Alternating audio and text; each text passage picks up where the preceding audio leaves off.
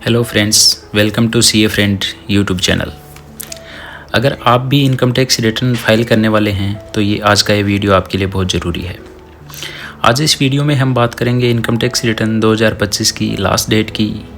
अगर last date पे आप नहीं फाइल कर पाते हैं ड्यू डेट पे, तो लेट फाइलिंग पे लगने वाली पेनल्टी या लेट फीस की और भी कुछ ज़रूरी टिप्स जो हर एक टैक्स पेयर को जानना बहुत ज़रूरी हैं। तो ये सारी चीज़ें हम सिंपल भाषा में समझने की कोशिश करेंगे, नहीं के लिए वीडियो को लास्ट तक ज़रूर देखें। इनकम टैक्स डिपार्टमेंट ने असेसमेंट ईयर 2025-26 के लिए रिटर्न फाइल करने की प्रोसेस है वो स्टार्ट कर दी है। इनकम टैक्स के फॉर्म्स हैं वो नोटिफाई होना स्टार्ट हो गए हैं और बहुत ही जल्दी ये डिपार्टमेंट की साइट पे अपलोड होकर ऑनलाइन फाइलिंग है वो स्टार्ट हो जाएगी।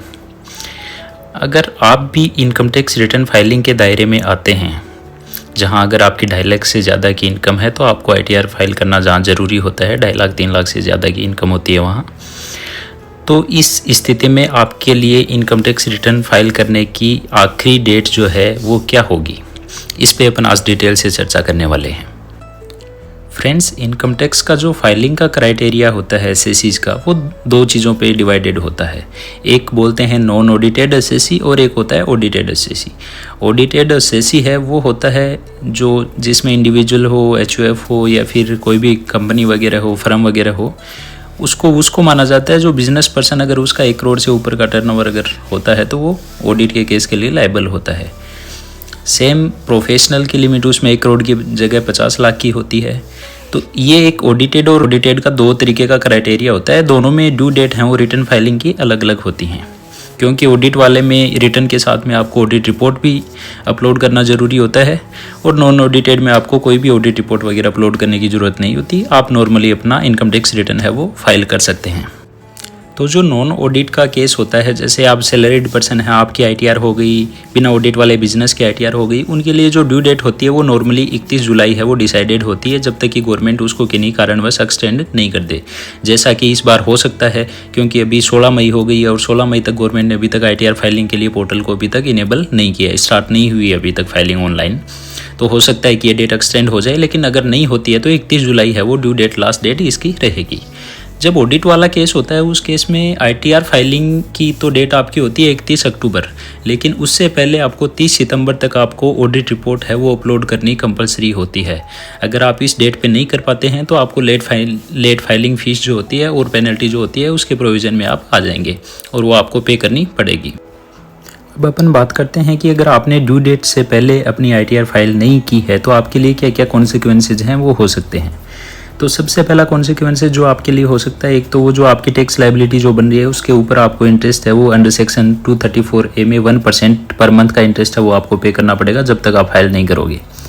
दूसरा होता है आपके ऊपर लेट फीस का लगना। तो अंडर सेक्शन 234 ऐप में आपको अप टू 5,000 की लेट फीस है वो आपको लग सकती है, जो 1,000 रुपये भी हो जाएगी। अगर आपकी टोटल इनकम है वो 5 लाख से कम है तो आपको 1,000 रुपये लेट फीस देना पड़ेगा।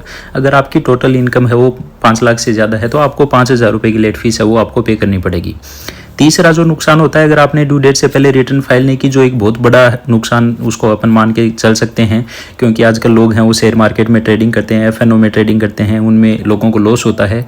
तो वो लॉस है वो अगले साल में कैरी फॉरवर्ड नहीं हो पाएगा अगर आपने ड्यू डेट से पहले अपनी रिटर्न फाइल नहीं की है।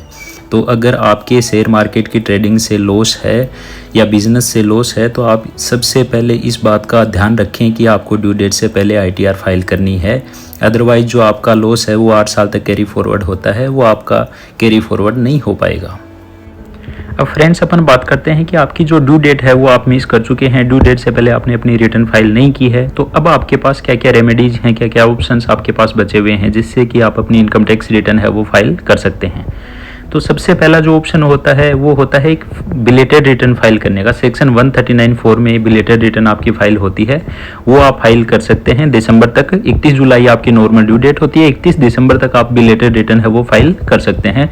लेकिन इसके साथ जो अभी हमने जिनकी बात की लेट फीस या जो इंटरेस्ट की पेनल्टी जो आपके ऊपर लगी थी वो आपको देनी पड़ेगी। मान लो किसी कारणवश आपने बिलेटेड रिटर्न है वो भी आप फाइल नहीं कर पाए, तो इसके बाद आपके पास क्या ऑप्शन रहता है, तो उसके लिए गवर्नमेंट ने एक और ऑप्शन आपके लिए छोड़ रखा है जिसको बोलते हैं ITRU, अपडेटेड रिटर्न जिसको बोलते हैं। तो जो भी आपका रेलेवेंट असेसमेंट ईयर है उसके खत्म होने के अगले 2 साल तक आप कभी भी ITRU है वो आप फाइल कर सकते हैं। लेकिन इसके लिए होता है कि अगर ITRU में आपकी टैक्स लायबिलिटी बन रही है तो आपको एडिशनल टैक्स है 25% टैक्स और इंटरेस्ट है वो पहले साल में आपको देना पड़ेगा एडिशनल, जो भी आपका टैक्स है उसके एडिशनल। और अगले साल में नेक्स्ट सेकेंड ईयर में अगर आप जाओगे तो जो भी आपका टैक्स और इंटरेस्ट बन रहा है उसके एडिशन में 50% आपको टैक्स और इंटरेस्ट अमाउंट है वो अलग से पे करनी पड़ेगी। तो ये 2 ऑप्शंस हैं, ये 2 अवेलेबल होते हैं अगर आपने ड्यू डेट से पहले रिटर्न फाइल नहीं की है, आपने ड्यू डेट मिस कर दी है, उसके बाद आपके पास ये 2 ऑप्शन बचते हैं। तो फ्रेंड्स होप्स हो कि आपको ये सारी चीज़ समझ आई होगी, हमारी जानकारी आपको अच्छे से समझ आई होगी, अच्छी लगी होगी।